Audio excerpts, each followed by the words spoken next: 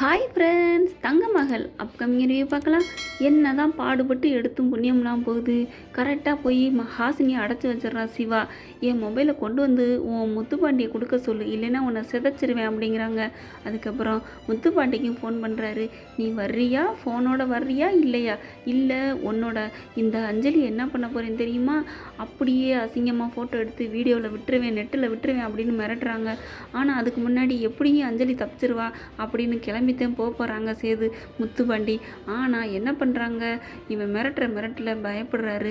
பாவமாச்சே, அவன் எதாவது பண்ணிட்டா என்ன ஆகுதுன்னு புலம்பிட்டு இருக்காங்க. அந்த நேரம் பார்த்து அவங்க அவுத்து விட்டாங்க இல்லையா, அவங்க 2 பேர் வந்து என்ன நீங்கள் யார்கிட்ட பேசிகிட்டு இருக்கீங்க அப்படின்னு கேட்குறாங்க. அந்த முத்துப்பாண்டி நடந்த விஷயத்தெல்லாம் சொல்கிறாங்க. இந்த மாதிரி சொன்னோன்னே அந்த சிவா இவ்வளோ பொறுக்கி பயலா அப்படின்ட்டு, வாங்க உங்களுக்கு நாங்கள் ஹெல்ப் பண்ணுறோம் அப்படின்ட்டு சிவாவோட அப்பாட்ட போய் பேசுகிறாங்க. சிவா அப்பா கிட்ட எல்லா உண்மையும் சொல்கிறாங்க. அவர் ரொம்ப நல்லவராக இருக்கார், இப்படிப்பட்ட பையனா எனக்கு பிறந்திருக்கான் அப்படின்ட்டு வேகமாக கூட்டிகிட்டு போகிறாங்க. அங்கே போய் கண்டுபிடிச்சிடுறாங்க. எப்படியும் அடைச்சி வச்சிருக்க ரூம்பை பிடிச்சி அட்டி நொறுக்கிடுறாங்க. என்னடா நீலாம் என் பிள்ளையாடா, உன்னை பிள்ளைன்னு சொல்கிறதுக்கே வெக்கமாக இருக்குது அப்படின்னு சொல்லி காரி துப்பாத குறையாக பேசி போடுறாங்க. அதுக்கப்புறம் அஞ்சலியும் அவுத்து விட்டுறாங்க. அதுக்கப்புறம் ரொம்ப நன்றி அஞ்சலி அப்படிங்கிறாங்க.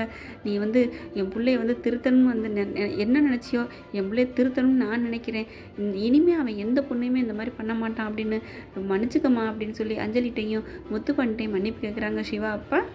அதுக்கப்புறம் போதும்டா சாமின்னு ஓடி வர்றாங்க. எப்படியாவது போய் மொபைலை கொடுத்துடணுமே, போய் என்ன நாங்களே அழிச்சிடணும்னு சொல்லி அழிக்க பார்க்குறாங்க. ஆனால் இல்லைங்க, என் தாரணி கையிலே கொடுத்து அழிக்கணும் அப்படின்ட்டு போகிறாங்க. போயிட்டுருக்கையிலே பார்த்தீங்கன்னா அவர் கனவுல கண்ட அந்த பாதையெல்லாம் வருது. அப்படியே அந்த கல் இருக்குது. கல் இருக்கே, இந்த பிள்ளைங்களாம் விளையாண்டு வராங்களே, அப்படியே கனவுல வந்தது வருதே அப்படின்னு பார்க்குறாங்க முத்துப்பாண்டி. அதுக்கப்புறம் கலர் பொடி கொண்டுக்கிட்டு வர்றாங்க. ஒரு ஆள் சைக்கிளில் வச்சு விற்றுக்கிட்டு வராரு. இந்த கலர் பொடி வந்து அந்த பொண்ணு மேலே படும், அந்த பொண்ணு தான் நம்மளோட கனவு காதலி அப்படின்னு நினச்சிட்டு இருக்கீங்களே. முத்துப்பாண்டி அப்படின்ட்டு வேகமாக வர்றாங்க அஞ்சலி. என்னது இவ வர்றாச்சு, இவ எதுக்கு வர்றா, நம்ம காதலி வர நேரத்துக்கு அப்படின்னு சொல்லிட்டு இருக்கீங்களே. அங்கே தென்னை மரத்தில் தென்னங்குலையை வெட்டி போட்டுட்ருக்காங்க. அது பார்த்திங்கன்னா அந்த கலர் பொடி மேலே படார்னு பட்டு விழுந்துருது. அது இப்படி தெரிச்சு நம்ம ஹாசினி மேலே பட்டுருது. பார்த்தீங்கன்னா அப்படி கலர் பொடியோடு நிற்கிறாங்க. அவர் அப்படியே பார்க்குறாங்க முத்துப்பாண்டி. அப்படியே இந்த பொண்ணு தான் நம்ம கனவுல வந்த பொண்ணு, அப்போ அவதானா அப்படின்னு காதையும் பார்க்குறாங்க, மச்சத்தையும் பார்க்குறாங்க. நம்ம அஞ்சலி தான் நம்ம கனவு நாயகியா அப்படின்னு கனவு வாங்குறாங்க. ஆனால் இவங்க வந்துட்டு என்ன நிற்கிறியா இல்லையா, நீ பாட்டுக்கு ஓடி வர்ற அப்படின்னு சொல்கிறாங்க. இல்லை அஞ்சலி, நீ தான் என் கனவுல வந்த பொண்ணு அப்படிங்கிறாங்க. என்னது உன் கனவுல வந்த பொண்ணா?